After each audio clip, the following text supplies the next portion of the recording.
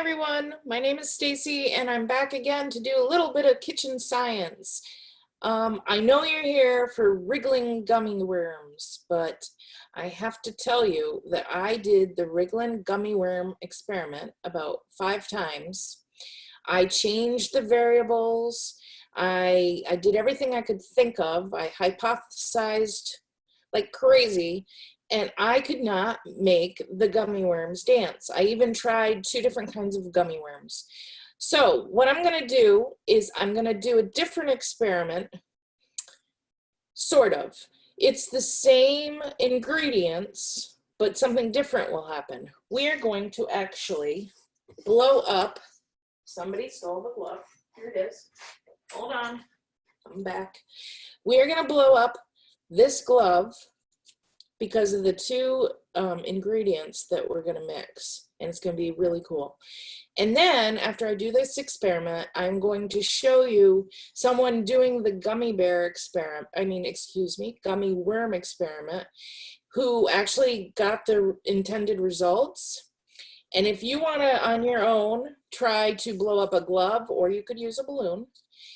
And if you also want to try the gummy worm thing on your own, that's great. And if you have luck and the correct results and your gummy bears dance around in the glass, shoot me an email at madisonpubliclibrarydirector.org, because I'd love to know what you used, and I'd love to know maybe you had a different brand of gummy worm. I can tell you that I used the Haribo. They're called twin snakes. They're basically gummy worms. Stay away from those. They will turn into something that looks like the night crawlers you see dead on your driveway. If you try them, you'll see. Don't do it. It's not worth it. And I use Brock's. Here's my hypothesis. If you use the Brock's brand gummy worms, we've talked about density, and I feel like their gummy worms are just so dense that it won't allow the desired thing to happen. And I'll talk more about that after we do this experiment, okay? So, what do you need? You're gonna need some vinegar. It doesn't matter if it's white vinegar, apple cider vinegar, whatever kind of vinegar you have at your house will work. You're gonna need simple baking soda, and most everybody should have that at their house. I have my narrow glass from the other experiment we did. I have a rubber band. Now you won't need this if you have a balloon, but if you're going to use a glove, which I know some people have around, you're going to need a way to secure it to your glass. You could also use a bottle if that's easier. And that's it. And a bowl, because it can, sometimes the glove can end up slipping off and it'll be like a volcano. So this bowl will catch any that might come out of the glove. So what we're doing is we're gonna put, let me grab a spoon. We're gonna put about 2 spoonfuls of the baking soda in the glove or the balloon, whichever you have. 1, and I'm running out of baking soda I did this experiment so many times, I almost ran out of the most important thing here, the baking soda. Now, baking soda is, scientists would call it sodium bicarbonate, and it is a base. Some substances are basic or bases, and some are acids. The vinegar is an acid, and I'm going to put the vinegar in my cup, and I'm going to fill it about maybe halfway or so, maybe 2/3 of the way, like that. Now, all of my baking soda Most of it went in this finger of the glove. It's down here, and I want it to stay down there because what I'm going to do is put my glove over the top of the cup. Then it's like the cup has a ponytail. So I got to feed the fingers of the glove through my rubber band and around my glass, or you might have a bottle, and that's fine. And then I got to stretch it and twist it back over so I can get a nice seal. That's what we're after. It's a little bit tricky. You probably will want a little help to do this, especially if your container is glass. Have a little help, have somebody hold it while you get the rubber band around. Okay, so I've got my glove on. I've got all the vinegar in the glass. I'll turn it this way so you can see. So there's my vinegar. Just about all the baking soda happened to go in this one finger of the glove. I'm going to take the glove, I'm going to tip it, I'm going to stand it up, and my baking soda is going to mix with the vinegar. And there's going to be a chemical reaction. What do you think will happen? Anybody want to take a second to think about what they predict or hypothesize might happen? Okay, well, let's see. Let's do it and find out. So I lift it up and I let the baking soda drop in. And let's see what happens. There it goes.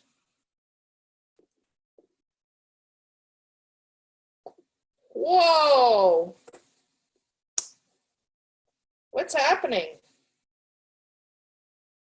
The reaction is actually causing carbon dioxide gas to be made. So remember I said the vinegar is an acid and the baking soda is a base?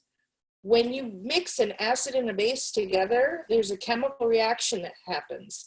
And in this case, something new is made, a gas called carbon dioxide.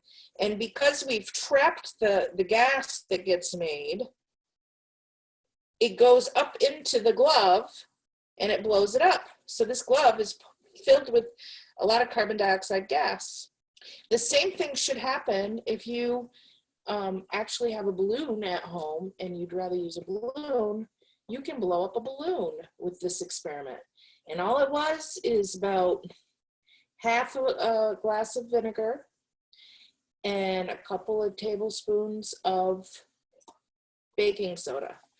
If you have a bigger glass and a bigger balloon, you might want to try playing with the ingredients a little bit. So the more vinegar and baking soda you use, what do you think will happen? You could do more than one experiment because you could say, you could use the same balloon 3 times. One time you could do it with half a cup of vinegar and 2 tablespoons of the baking soda. You could do it another time with maybe 3 tablespoons and another time with 4 tablespoons. And before you do it, predict, what do you think will happen? And then do the experiments and see, were you able to predict or hypothesize correctly about what would happen? It's fun to try. So I'm going to leave that there. I can wash my hands. I got a little, it did leak out a little, so I'm glad that I have my bowl because otherwise it would have been all over the counter. Okay. So I'll just dry off my hands and I will show you. So here are the Brock's gummy worms. I'm going to show you. Pretty normal looking gummy worm, but I feel like they're very dense, very compact. Remember, a lot of things packed very tightly in here. And even though I did cut them in half lengthwise, and then I cut each half again. So I cut this way lengthwise, and then I cut each of the long strips again in half to make it not quite as big and heavy and dense. even the smaller pieces were just so dense that they didn't work, because to make the gummy worms dance, the idea is you use the baking powder and the vinegar, just like we did for the glove, and this reaction takes place. And if you look, you can still see it's happening. See, can you see in there all the little bubbles, all the action going on? Well, the idea is, if you soak these worms, after you cut them, you would soak them in baking soda for about 15-20 minutes, and the worms should absorb the baking soda.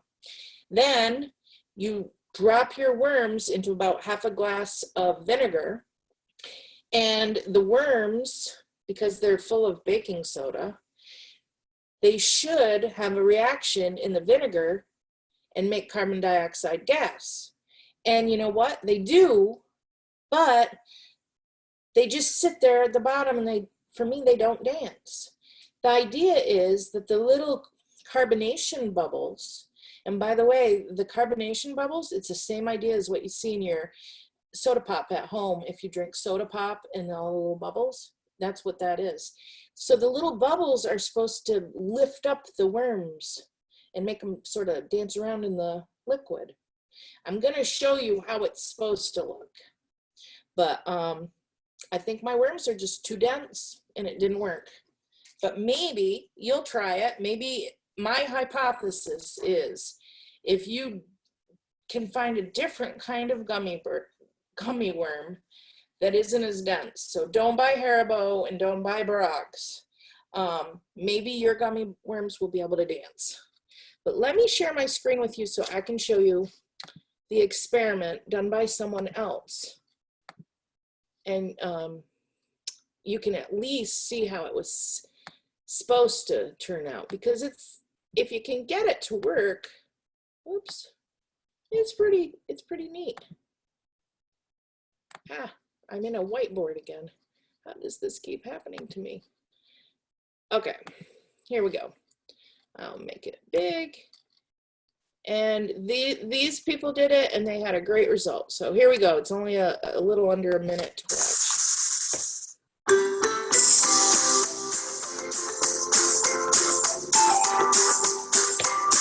So there they are, slicing them lengthwise. You'll definitely want a grown-up to help with that if you do that. There's the baking soda. Stir it. Soak your worms. 15 to 20 minutes.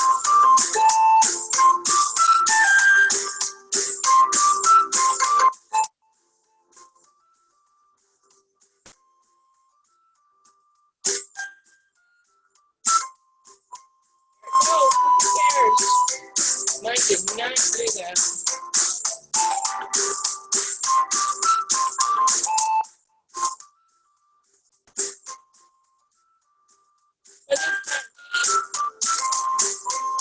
See how all the little carbon bubbles were all around the worm, and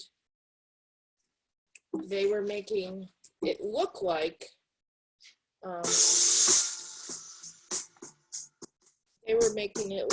the worms were dancing. So I hope you try these experiments. I hope if you have some different results, or you learn some different things than what I talked about, that you share it with me. And I hope you have fun. So, till next time, bye.